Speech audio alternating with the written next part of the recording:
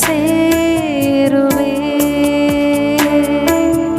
நான் நம்பிடுவே பாரில் உம்மை சார்ந்திடுவே. நான் நம்பிடுவே பாரில் உம்மை சார்ந்திடுவேன். ஏன் இன்ப துன்ப நேரம் நான் உம்மை சேருவே. நான் நம்பிடும் தெய்வம் இயேசுவே. நான் என்றுமே நம்பிடுவே. நான் நம்பிடும் தெய்வம் இயேசுவே. நான் என்றுமே நம்பிடுவே. தேவனே ராஜனே தேற்றி என்னை தாங்கிடுவார். தேவனே ராஜனே தேற்றி என்னை தாங்கிடுவார். என் இன்ப துன்ப நேரம் நான் உம்மை சேருவே. என் இன்ப துன்ப நேரம் நான் உம்மை சேருவே.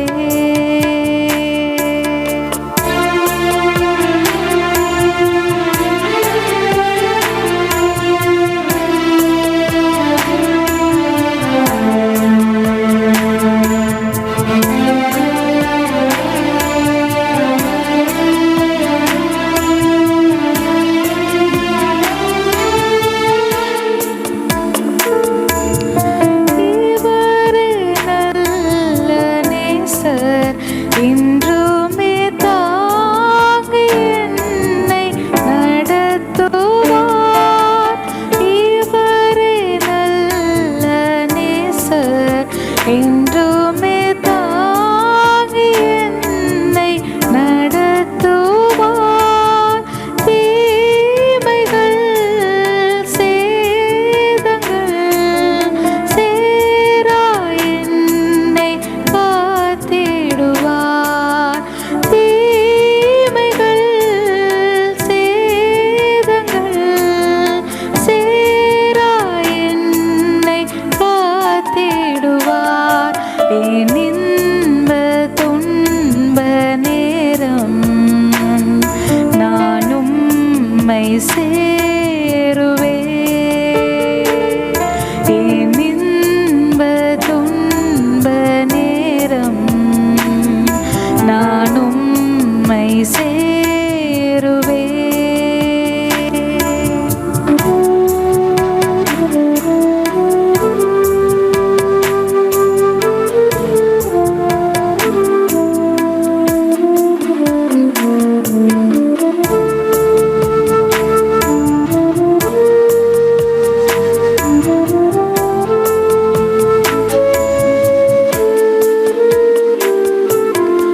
பார் போற்றும் ராஜன் புவியில் நான் வென்றிட செய்திடுவார். பார் போற்றும் ராஜன் புவியில் நான் வென்றிட செய்திடுவார். மேகத்தில் தோன்றுவார். அவரை போல மாறிடுவே. மேகத்தில் தோன்றுவார். அவரை போல மாறிடுவேன். என் இன்ப துன்ப நேரம் நான் உம்மை சேருவே. என் இன்ப துன்ப நேரம் நான் உம்மை சேருவே.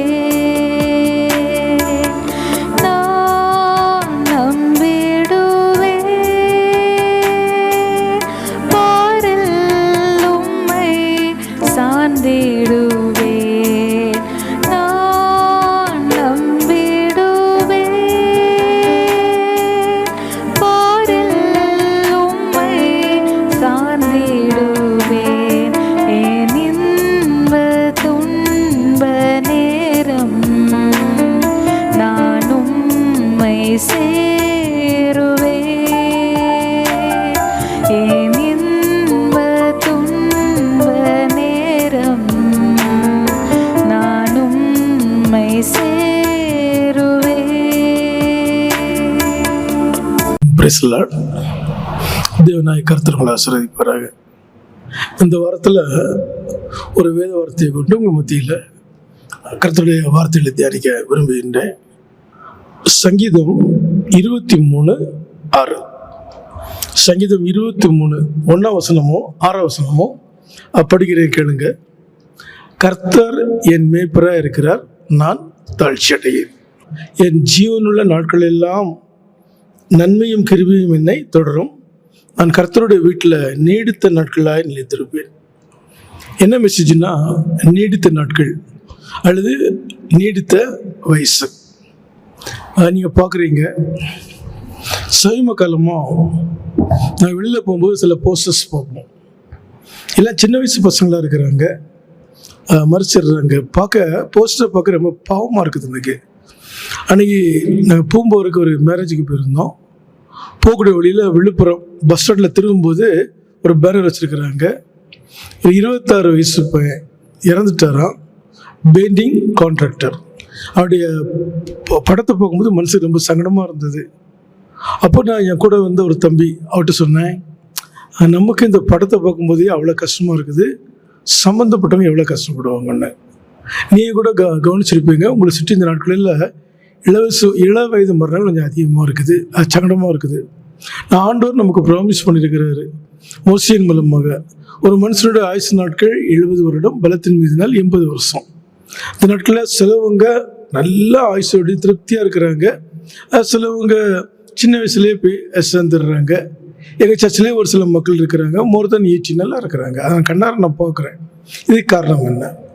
வேதத்தின் அடிப்படையில் இந்த நீடித்த ஆயுசு அல்லது நீடித்த நாட்களை ஆண்டவர் யாருக்கு கொடுக்குறாரு? முதல்ல வாசித்தோம் இல்லையா, சங்கீதம் 23:1. கர்த்தர் என் மேய்ப்பராக இருக்கிறார், நான் தாழ்ச்சி அடையேன். யார் யார் தங்களுடைய வாழ்க்கையில் ஆண்டவராக இயேசு கிறிஸ்துவை மேய்ப்பராக வச்சிருக்கிறாங்களோ அவங்களுடைய வாழ்க்கையில் நிச்சயமாகவே அவங்களுக்கு சிறு வயசு மரணம் இல்லை. நான் பார்த்தது கிடையாது. இந்த கர்த்தரை தங்கள் தெய்வமாக கொண்ட ஜனம் பாக்கியம் உள்ளது என்று வேதத்தில் எழுதப்பட்டிருக்கிறது. கர்த்தர் தம்முடைய ஜனத்துக்கு பலன் கொடுப்பார், சமாதானம் அருள்வார், ஆசீர்வதிப்பார் என்று வேதத்தில் எழுதப்பட்டிருக்கிறது. மோசைக்கெல்லாம் அவர் 120 வருஷம் என்ன செஞ்சார்? ஆயுசை கொடுத்தார் இல்லைங்களா? அவர் நேற்று மீண்டும் என்றும் மாறாத தேவனாக இருக்கிறார். நிச்சயமாகவே யார் யார் தங்களுடைய வாழ்க்கையில் கர்த்தரை மேய்ப்பராக கொண்டிருக்கின்றார்களோ, என்னுடைய வாழ்க்கையில் A to Z அந்த ஆண்டவராக இயேசு கிறிஸ்துன்னு யார் சொல்கிறாங்களோ, ஃபாலோ பண்ணுறாங்களோ, நிச்சயமே உங்களுக்கு நீடித்த நாட்கள் உண்டு. 2வது நீதிமொழிகள் 10:27. கர்த்தருக்கு பயப்படுதல் ஆயுசு நாட்களை பெருக பண்ணும், துன்மார்களுடைய வருஷங்களோ குறுகிப்போம். ஒரு மனுஷன் கிறிஸ்டியன் லைஃப்பில் ஜீசஸை ஃபாலோ பண்ணிட்டு ரன் பண்ணுறான்னு வைங்களா, ட்ராவல் பண்ணுறான்னு வைங்களா, வசனம் சொல்லுது, ஒரு மனுஷன் உண்மையாகவே அவன் கர்த்தருக்கு பயப்படும் போது அவனோட ஆயுசு நாட்கள் பெருகுது. கர்த்தருக்கு பயப்படுதல் ஞானத்தின் ஆரம்பம் என்று வேதத்தில் எழுதப்பட்டிருக்கிறது. கர்த்தருக்கு பயப்படக்கூடிய ஒரு மனுஷன் தீமையை விட்டு விலகுவான் என்று வேதத்தில் எழுதப்பட்டிருக்குது. அப்போ நீங்கள் யாராக இருந்தாலும் சரி, உங்களுடைய வாழ்க்கையில் தேவ பயம் இருக்குதுன்னா, நீங்கள் ஆண்டருக்கு பயப்படுறீங்கன்னா, ஒவ்வொரு நாளும் கர்த்தரை கண்ணோக்கி பிறக்கிறாரு நீங்கள் எந்தளவு நீங்கள் ஃபீல் பண்ணுறீங்களோ, எந்தளவு அதுக்கு எலிஜிபிளாக நடக்கிறீங்களோ, அந்தளவு உங்களுடைய வாழ்க்கையில் திருமுறை சொல்லுது நீடித்த ஆயுசு பெருகுமா. கர்த்தருக்கு பயப்படுதல் ஆயுசு நாட்டிலே பெருக பண்ணும். வேகமாக போகிறேன். 3வது பாருங்கள், யாத்ராகமம் 20:22. யாத்ராகமம் 20:12 வாசிக்கலாம். உன் தேவனாய கர்த்தர் உனக்கு கொடுக்கிற தேசத்தில் உன் நாட்கள் நீடித்திருப்பதற்கு உன் தகப்பனையும் உன் தாயையும் கனம் பண்ணுவாயாக. யார் யார் தங்களுடைய வாழ்க்கையில் பெத்த தகப்பன் தாயை கனம் பண்ணுறாங்களோ அவங்களுக்கு ஆண்டவர் நீடித்த ஆயுசை கொடுப்பாரு. இந்த நாளில் அது ரொம்ப குறைவாக இருக்குது. முதியோர் இல்லங்கள் எக்கச்சக்கமாக பெருகிடுச்சு, நம்ம பார்க்குறோம், கேள்விப்படுறோம். எனக்கு தெரிஞ்சு எத்தனையோ கிறிஸ்டின்ஸ் மக்கள் கல்யாணம் ஆகிடுச்சுன்னா அப்பா அம்மா அப்படியே ஒதுக்கி வச்சிடுறாங்க. என்னன்னு தெரியல. மேக்ஸிமம் நீங்கள் நல்லா கவனிச்சு பாருங்க, ஒரு 160 பேர் என்ன செய்கிறாங்கன்னா அப்படியே கல்யாணம் பண்ணிக்கிட்டு அப்படியே மனைவியினுடைய பெற்றோர், மனைவியுடைய ரிலேட்டிவ்ஸ் அப்படியே ஒதுங்கிடுறாங்க. அப்பா அம்மாவை கண்டுக்க மாட்டேங்கிறாங்க. கேட்டால் என்ன சொல்கிறாங்கன்னா, ஆண்டவர் பார்த்து போறன்னு. இப்போ நீ ஏன் பெத்த பிள்ளையா இருக்கிற? உங்களுக்கு புரியுதாங்க? நீங்கள் ஆண்டருக்கு பயப்படுறீங்கன்னா நிச்சயமாகவே பெற்ற தகப்பனையும் தாயையும் கனம் பண்ணுவீங்க. இன்னைக்கு ஓரளவு ஃபினான்ஷியல் நல்லா இருக்கக்கூடியவங்க பிள்ளையை எதிர்பார்க்க மாட்டாங்க, போயிட்டே இருக்கிறாங்க. ஃபினான்ஷியலாக ரொம்ப டல்லாக இருக்கிறவங்க தங்களுடைய பணம், பொருள், டைம் எல்லாத்தையும் கொடுத்து பிள்ளைகளை படிக்க வைக்கிறாங்க. எஜுகேஷன், மேரேஜ் பண்ணி வைக்கிறாங்க. அதுக்கப்புறம் அவங்க செப்பரேட்டாக ஒதுக்கிட்டாங்கன்னா அப்பாவும் அம்மாவும் கவனிக்காமல் இருந்தால் என்ன இருக்குது? நம்ம பேசுகிறோன்னு வைங்களேன், நினச்சிக்குவோம் மனுஷத்தன்மை இல்லாத பசங்களாம் என்ன செய்ய முடியும்? திருமுறை சொல்லுது, உன் தகப்பனையும் உன் தாயையும் நீ கனம் பண்ணா தான் உனக்கு என்ன கிடைக்கும்? நீடித்த ஆயுசு. ஆண்டவரே டைரக்டாக சொன்னார். என்ன சொன்னார்? தேவனாகிய கர்த்தர் உணவு கொடுக்கிற தேசத்தில் உன் நாட்கள் நீடித்திருப்பதற்கு உன் தகப்பனையும் உன் தாயையும் கனம் பண்ணுவாங்க. ஆண்டவராக இயேசு கிறிஸ்து இந்த உலகத்தில் தேவகுமாரனாக பிறந்தார், வாழ்ந்தார், மரித்தார், உயிர்த்தார். இன்றைக்கி நம்ம கூட பரிசுத்தாவியாக இருக்கிறாரு. அவருக்கு 33 வயசில் தான் அவர் என்ன செஞ்சார்? சிலுவை மரணம். 30 வயசு வரைக்கும் அவங்க அப்பா அம்மா கண்ட்ரோலில் தானே இருந்தார். அவங்க அப்பா அம்மா கவர் பண்ணுறார். தச்சோவில் பார்த்தவங்க ஒரு 30 வருஷம் வரைக்கும் அப்பா அம்மா கூட உட்காந்துக்கிட்டு தான் அவர் என்ன செஞ்சார்? ஊழியத்துக்கு வெளில வந்தார் இல்லைங்களா? அப்போ நம்ம அந்த ஆண்டரை தானே கும்பிடுறோம். அப்போ உங்கள் ஆயுசு நாட்கள் நீடிக்கணும்னா உன் தகப்பனையும் உன் தாயை என்ன செய்யணும்? கனம் பண்ணணும்.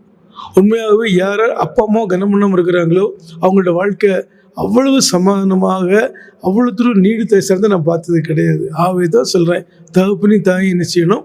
கனம் பண்ணணும். இது நல்ல ஞாபகம் இருக்குது. சின்ன வயசில் எங்கள் அப்பா மறிக்கும்போது எனக்கு மிஞ்சி போனால் 16 அல்லது 17 வயசு இருக்கும். எங்கள் அம்மா மறிக்கும்போது யாபிஸ் அவங்க அம்மாவோட வீட்டில் கன்சீவ் இருக்கிறான். 27 வருஷம். எனக்கு அறிவு தெரிஞ்சு சின்ன வயசுல இருந்து அப்பாவுக்கும் நல்ல மரியாதை கொடுப்பேன், அம்மாவுக்கும் நல்ல மரியாதை கொடுப்பேன். நான் ஆக்சுவலாட்டு 89 ரட்சிக்கப்பட்டேன். இத்தனை வருஷம் நான் பரிசுத்தமான ஆராதனையை அட்டன் பண்ணாமல் இருந்ததே கிடையாது. அந்த நாட்களில் அட்டன் பண்ணுவேன், இந்த நாட்டில் நடத்துகிறேன். ஒரே ஒரு நாள் தான் என்னோடய லைஃப்பில் நான் சில ஞாயிற்றுக்கிழமை சர்ச்சுக்கு போக முடியாத ஒரு சூழ்நிலை ஆகிடுச்சு. அந்த ஞாயிற்றுக்கிழமை எங்கள் அம்மாவுக்கு கண் ஆப்ரேஷன் வச்சுருந்தாங்க. கூட கவனிக்கிறதுக்கு அந்த நாட்களில் சின்ன பசங்க யாருமே கிடையாது. அம்மா கூட உட்காந்து நான் செஞ்சேன், அங்கே வச்சு நான் ஜெபம் போட்டுருந்தேன். எந்த சூழ்நிலையாக இருந்தாலும் சரி, தகப்பனையும் தாயும் கனம் பண்ணுங்க, அப்பொழுது அவங்க ஆயுசு நாட்கள் நீடித்திருக்கும். இன்னொரு வசனம் நீதிமொழிகள் 28:16. நீதிமொழிகள் 28:16. அதில் சாலமோன் தெளிவாக சொல்கிறாரு. என்ன சொல்கிறாருன்னா, பொருளாசையை வெறுக்கிறவன் தீர்க்காய்ச்சை பெறுவான். ஒரு மனுஷனுக்கு தீர்க்காய்ச்சி வேணும்னா பொருளாசையை அவனை வெறுத்துறணும்.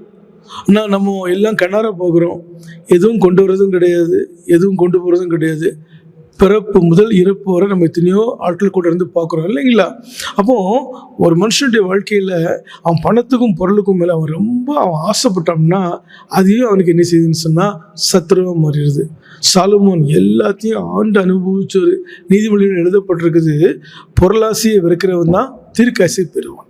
அப்போ உடைய வாழ்க்கையில் நீ பொருளாசையை வெறுக்கணும். பணம் எல்லாத்துக்கும் உதவும், பண ஆசை எல்லாத்தையுமே வேறாக இருக்குது இல்லைங்களா? பொருளாசையை வெறுத்துருங்க, ஆண்டர் கொடுத்தது போகுன்னு நினைங்க. சிலவங்க பாருங்க, இரவும் பகலும் நாயா பேயா உழைக்கிறாங்க, பட்டுன்னு போயிடுறாங்க. நான் கண்ணார நான் பார்க்குறேன் இல்லைங்களா? சிலவங்க நியாயமாக உழைக்கிறாங்க, மார்னிங் வேலைக்கு போகிறாங்க, ஈவினிங் வராங்க, குடும்பத்தை கவனிச்சுக்கிட்டுறாங்க. சில குடும்பத்தில் மனைவி கூட வேலைக்கு அனுப்புறது கிடையாது, இருக்கிறத வச்சு சந்தோஷமாக இருக்கிறாங்க. அதையும் நாங்கள் பார்க்குறோம். ஆகவே உங்களுக்கு நீடித்த ஆயுசு வேணும்னா தயவு செய்து பணம் பொருள்னு அலையாதீங்க. பணம் பொருள்னு யார் அலைகிறாங்களோ அவங்களுக்கு நீடித்த ஆயுசு கிடைக்கிது. எத்தனையோ ஹார்ட் அட்டாக் போகிறாங்க, சின்ன வயசு போய் சேர்ந்துடுறாங்க. காரணம் என்ன? சாப்பிட மாட்டாங்க, தூங்க மாட்டாங்க, பணத்துக்காக ஓட்டி பார்க்குறாங்க, குடும்பத்தோட டைம் ஸ்பெண்ட் பண்ண மாட்டாங்க. இந்த மாதிரி இருக்கும்போது ஏதோ ஒன்று அவங்க வாழ்க்கையில் ஒதுக்கிது, திடீர்னு போய் சேர்ந்துடுறாங்க. இந்த 4 விஷயங்கள் அப்படி நீங்கள் நினைச்சிங்க, மைண்டில் வச்சுக்கோங்க.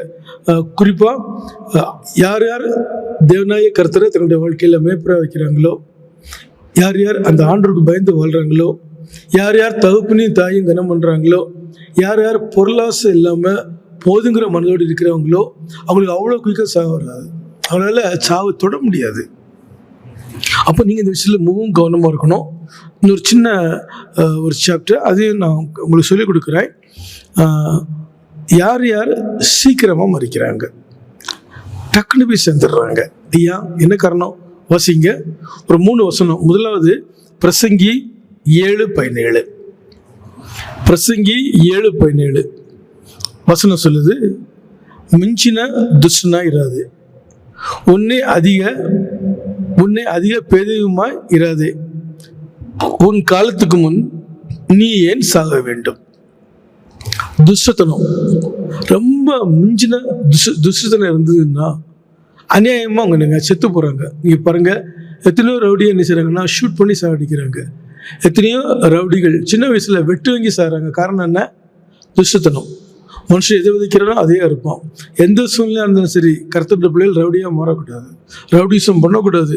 துஷ்டனாக இருந்தால் அவனுக்கு சீக்கிரமாக சாவு வந்துடும். வேதத்தில் எழுதப்பட்டிருக்குது, மிஞ்சின துஷ்டனாக இராது.